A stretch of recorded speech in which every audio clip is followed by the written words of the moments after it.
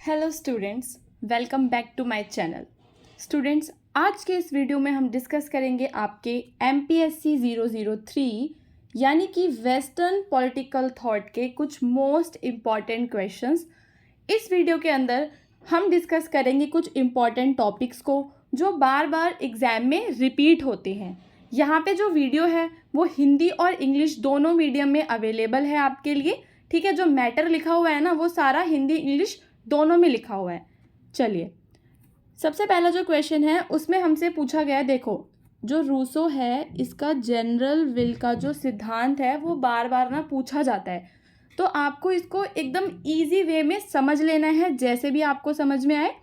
So Rousseau conception of the general will is a cornerstone of his political philosophy, particularly as articulated in his work The Social Contract 1762। तो देखो, जो Rousseau है उसने 1762 में एक रचना दी। क्या रचना थी उसकी? उसका नाम था द सोशल कॉन्ट्रैक्ट। उस रचना के अंदर उसने जनरल विल यानी कि सामान्य इच्छा के बारे में बात की थी। ठीक है, तो अभी हमने क्या याद किया कि 1762 में रूसो ने जनरल विल की बात किस में की थी? द सोशल कॉन्ट्रैक्ट में। ठीक है, अब सामान्य इच्छा क्या है? The general will represents the collective will of the citizens, यानी कि जितने भी देश में नागरिक हैं उनकी सामूहिक इच्छा। ठीक है, सामूहिक इच्छा का प्रतिनिधित्व करती है जो कि सार्वजनिक भलाई की ओर लक्षित होती है, यानी कि लोगों का कॉमन गुड, सभी लोगों का भला हो। ठीक है, सभी लोगों के जो इंटरेस्ट हैं वो भी पूरे हों। ठीक है, अब यहाँ पे एक चीज़ है कि आपके रूसो ने लोगों के दो तरह के इंटरेस्ट बताए हैं। एक हो गया हमारा इंटरेस्ट जो हमारा पर्सनल इंटरेस्ट है, और एक हो गया जो हम पूरी सोसाइटी के लिए सोचते हैं। फॉर एग्जाम्पल, अगर मैं सोचती हूँ कि एनवायरनमेंट को क्लीन रखना चाहिए, तो वो एक कलेक्टिव सोच है मेरी। ठीक है, कलेक्टिव विल है मेरी, क्योंकि उसमें अगर एनवायरनमेंट क्लीन होगा, साफ़ हवा होगी तो सबको हवा मिलेगी। लेकिन अगर मैं सोचती हूँ कि मेरी एक बहुत ही अच्छी सरकारी नौकरी लग जाए, तो ये जो है ये मेरी पर्सनल विल है। तो यहाँ पे आपको समझ में आया जनरल विल, कलेक्टिव विल और जो इंसान की पर्सनल यानी कि उसके जो व्यक्तिगत हित हैं। व्यक्तिगत और सार्वजनिक हितों में यहाँ पे हमने डिफरेंस को समझा है और हमने देखा है कि जनरल विल क्या होती है। अब यहाँ पे रूसो के कुछ एस्पेक्ट्स दिए हुए हैं जनरल विल के, जैसे कि अपनी जनरल विल की थ्योरी में रूसो कॉमन गुड की बात करते हैं, यानी कि सबकी सार्वजनिक भलाई हो। ठीक है, क्या हो? सार्वजनिक भलाई की बात करते हैं। सामान्य इच्छा हमेशा समाज की सार्वजनिक भलाई या सामूहिक हित की ओर लक्षित होती है। जो सार्वजनिक इच्छा होती है इसका मतलब ही यही है कि आप समाज की भलाई के बारे में सोच रहे हो, वह व्यक्तिगत इच्छाओं से परे होती है और पूरे समुदाय के लिए लाभकारी होती है। यानी कि कॉमन गुड का मतलब ये है कि जब इंडिविजुअल डिज़ायर्स को हटा के जो बेनिफिशियल है कम्युनिटी एज अ होल के लिए, ठीक है, something which is beneficial for a whole community, वो आता है आपके कॉमन गुड में। फिर है sovereignty. The general will is the expression of the collective sovereignty of the people. Sovereignty in Rousseau's view is inalienable and indivisible. यहाँ पे संप्रभुता की बात होती है कि जो संप्रभुता है लोगों की वो इनएलिएनेबल है, यानी कि उसको आप उनसे अलग नहीं कर सकते। इनडिविजिबल है, ठीक है, it can not be represented by anyone other than people themselves. इसके अलावा इसे लोगों के अलावा कोई और प्रतिनिधित्व नहीं कर सकता। उसके बाद रूसो जो है वो बात करते हैं मॉरल और रैशनल चीज़ों की, यानी कि नैतिक और तर्क संगत। General will is not just a sum of individual wills. जो जनरल विल है वो इंडिविजुअल विल का सम नहीं है कि मतलब हर किसी के अलग अलग को फिर एक कर दिया। It represent what a community would choose. पूरी जो कम्युनिटी है वो क्या चूज करेगी। पब्लिक इंटरेस्ट की बात होती है रेदर देन प्राइवेट इंटरेस्ट। ठीक है, यानी कि सामान्य इच्छा केवल व्यक्तिगत इच्छाओं का योग नहीं होती, बल्कि यह स्वाभाविक रूप से नैतिक और तर्कसंगत होती है। यानी कि जो चीज़ जैसे एनवायरनमेंट को सेव करना एक तर्कसंगत बात है, ठीक है, यह वही प्रदर्शित करती है जो एक समुदाय चुनता है। अब देखेंगे कि भागीदारी और लोकतंत्र में क्या होता है कि रूसो नागरिकों की प्रत्यक्ष भागीदारी पर जोर देते हैं। ठीक है, यानी कि डायरेक्ट पार्टिसिपेशन ऑफ सिटीजन्स। जो लोग हैं जनरल विल के अंदर खुद आएँ, ठीक है। ट्रू डेमोक्रेसी क्या है उनके लिए, जब एक्टिव और डायरेक्ट इन्वॉल्वमेंट होगा लोगों का, ठीक है, जब लोगों की सक्रिय भागीदारी होगी। Freedom and autonomy by obeying the general will, जब लोग जनरल विल को फॉलो करेंगे, इंडिविजुअल अचीव ट्रू फ्रीडम, तभी लोगों को सच्ची आज़ादी मिलेगी। यानी कि जब हम सब सोचेंगे ना कि भाई एनवायरनमेंट को हमें सेव करना है, तभी हमें सच्ची आज़ादी मिलेगी, क्योंकि उसमें सबका भला होगा। As they are following laws they have prescribe for themselves. Rousseau famously stated, अब यहाँ पे रूसो की एक फेमस स्टेटमेंट है, इसको आप याद कर लेंगे। Man is born free and everywhere he is chain, यानी कि जो मनुष्य है वह स्वतंत्र पैदा होता है, पर हर जगह वह जंजीरों में ही बंधा हुआ है। The social contract guided by the general will is a means to reconcile individual freedom with the authority of the state. So अब लास्ट में आप क्या लिखेंगे, समरी लिखेंगे। Rousseau's concept of the general will is foundational to his vision of a just society, where individuals are both authors and subject of the law, achieving genuine freedom through collective self-governance aimed at common good. एक बार हम हिंदी वाला matter भी पढ़ लेते हैं कि जो Rousseau की सामान्य इच्छा की अवधारणा उनके न्यायपूर्ण समाज की दृष्टि की नींव है। ठीक है, नींव का मतलब क्या होता है, फाउंडेशन है। Vision of a just society, just society यानी कि न्यायपूर्ण समाज जहाँ सबका भला हो रहा होता है, ठीक है, जहाँ व्यक्ति कानूनों के लेखक और विषय दोनों होते हैं और सामूहिक आत्मशासन के माध्यम से सच्ची स्वतंत्रता प्राप्त करते हैं, जो सार्वजनिक भलाई की ओर लक्षित होती है। सो स्टूडेंट्स, मुझे उम्मीद है कि आपको जनरल विल अच्छे से समझ आ गया होगा। आपको ये सारे जो मेन पॉइंट्स मैंने बताए हैं इन्हें नोट डाउन कर लेना है, तभी जाके कहीं आप एग्जाम में इसका 50% लिख के आ पाएंगे। ठीक है, अब हम देखेंगे फेमस थ्योरी कार्ल मार्क्स की, जो कि है क्लास स्ट्रगल के बारे में। जो कार्ल मार्क्स हैं वो क्लास स्ट्रगल के बारे में क्या कहते हैं, सबसे पहले वो क्लास डिवीज़न की बात करते हैं। कार्ल मार्क्स कहते हैं कि जो सोसाइटी है वो डिवाइडेड हो रखी है on the means of production, ठीक है, उत्पादन के साधनों के आधार पर। The primary classes in capitalism, ठीक है, जो कि आपका बुर्जुआ वर्ग है, ठीक है, जो आपका बुर्जुआ वर्ग है, इसमें जो और दूसरा वर्ग कौन सा है, प्लोरिटेरिएट, आपको याद कर लेना है। ठीक है, ये जो है owners of the means of production, जो आपके बुर्जुआ वर्ग के लोग हैं ये क्या है, ओनर्स हैं, मालिक हैं, और प्लोरिटेरिएट जो हैं वो क्या है, आपके वर्कर्स जो अपना लेबर दे रहे हैं, सर्वहारा वर्ग। ठीक है, एक आपका बुर्जुआ वर्ग है।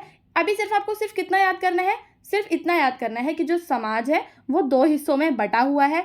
एक लोग वो हैं जो कैपिटलिज्म को फॉलो करते हैं, पूंजीवाद को फॉलो करते हैं, जो कि उत्पादन के साधनों के मालिक हैं, और दूसरे कौन है, दूसरा है आपका सर्वहारा वर्ग, जो मजदूर हैं, अपना श्रम बेचते हैं। ठीक है, अब जब सोसाइटी डिवाइड होगी तो सोसाइटी में क्या होगा, एक्सप्लॉयटेशन होगा, शोषण होगा। ठीक है, अब देखो शोषण के बारे में क्या कह रहा है कि जो बुर्जुआ वर्ग है वो प्लोरिटेरिएट यानी कि जो श्रम वाले हैं उनका शोषण करता है, उनसे ज़्यादा से ज़्यादा काम निकलवाने की कोशिश करता है। फॉर एग्जाम्पल, अगर आप किसी कंपनी के लिए काम करते हो और वो आपको दिन का 1000 रुपये पे कर रहे हैं, तो वो आपसे कम से कम 2000 का काम निकलवाने की कोशिश करेंगे। इसी को हम एक्सप्लॉयटेशन कह देते हैं। कभी कभी जो कंपनीज हैं वो लोगों से ओवर टाइम भी करवाती हैं। ठीक है, worker produce more value than they receive in wages, जितना हम वैल्यू जनरेट कर रहे हैं उतना हमें वेज नहीं मिल रहा है, and this surplus value is appropriated by the capitalist. और यहाँ पे ये जो सारा सरप्लस है, जो भी मुनाफा होता है, वो कैपिटलिस्ट यानी कि पूंजीपति ग्रहण कर लेते हैं, और इससे होता है एक्यूमुलेशन ऑफ वेल्थ। जैसा कि आप सभी जानते हैं कि सिर्फ 10% जो लोग होते हैं उनके पास बहुत ज़्यादा पैसा है, बाकी के जो 90% लोग हैं वो क्या है, हमारी तरह गरीब हैं।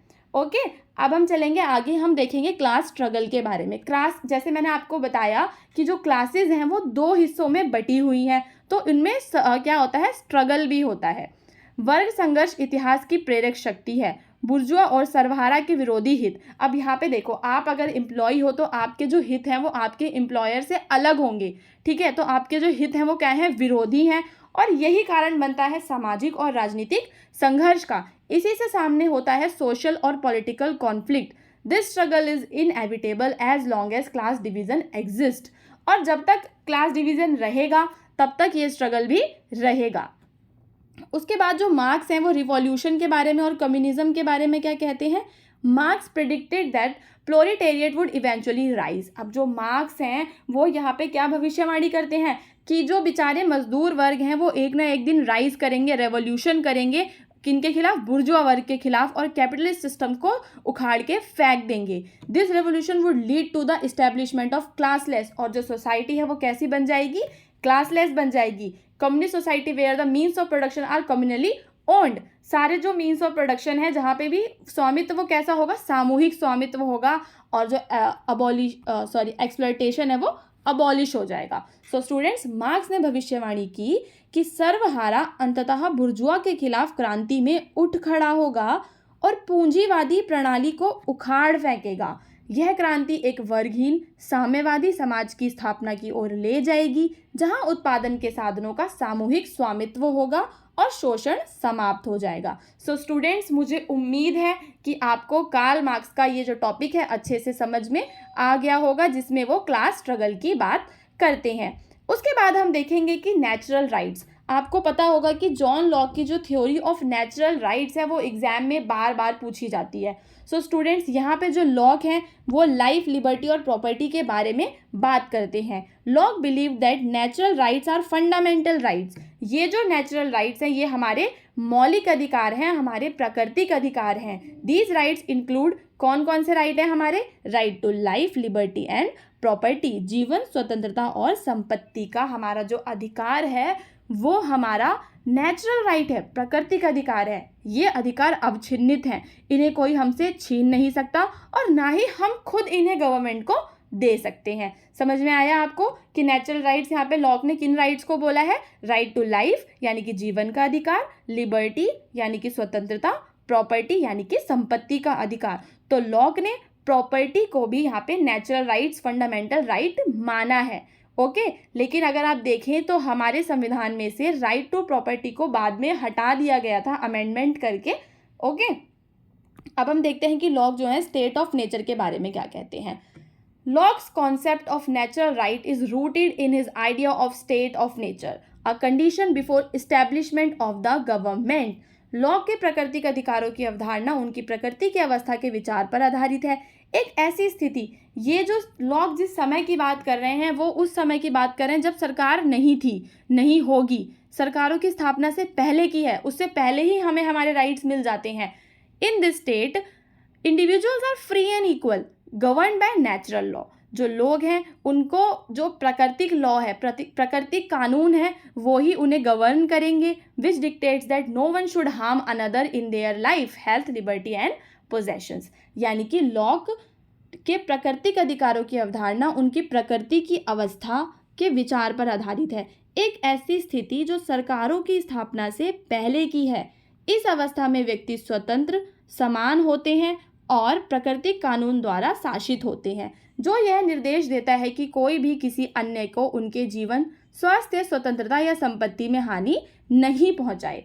सो स्टूडेंट्स, अब हम देखेंगे social contract theory. According to Locke, individual consent to form a government through a social contract to protect their natural rights. व्यक्ति अपने प्राकृतिक अधिकारों की रक्षा के लिए, किसकी रक्षा के लिए? अपने प्राकृतिक अधिकारों की रक्षा के लिए एक सामाजिक अनुबंध के माध्यम से सरकार का गठन करने के लिए सहमति देते हैं। यह सरकार शासितों की सहमति से अपनी सत्ता प्राप्त करती है। जो गवर्नमेंट है इसको अपनी सत्ता कैसे मिलती है? ठीक है, प्राप्त करती है और मुख्य रूप से इन अधिकारों की सुरक्षा के लिए अस्तित्व में रहती है। अब यहाँ पे लॉक कहते हैं कि जो लोग हैं उनका रिवॉल्यूशन करने का राइट है, क्रांति का अधिकार है।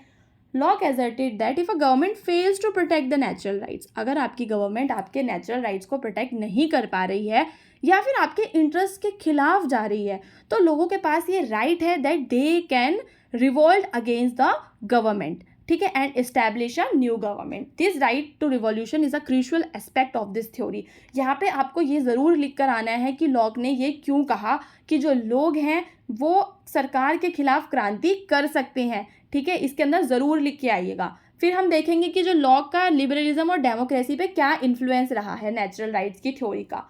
Locke's conception of natural rights significantly influenced the development of liberalism and modern democratic thought. Locke के कारण ही लिबरलिज्म की स्थापना हो पाई और मॉडर्न डेमोक्रेटिक थॉट की. His ideas about individual rights and the role of government in protecting these rights laid the groundwork for many constitutional democracies. उनके आइडियाज़ की वजह से कई सारी कॉन्स्टिट्यूशनल डेमोक्रेसीज भी बनी हैं. सो स्टूडेंट्स, ये थे हमारे 3 मोस्ट इंपॉर्टेंट टॉपिक्स, ठीक है, जो कि बार बार रिपीट होते हैं. कमेंट करके ज़रूर बताएं कि आपको वीडियो कैसा लगा. ठीक है, अब हम मिलेंगे अपने अगले वीडियो में, जिसमें हम इसी तरह से और भी टॉपिक्स को बहुत ही ईजी एंड सिंपल वे में डिस्कस करेंगे.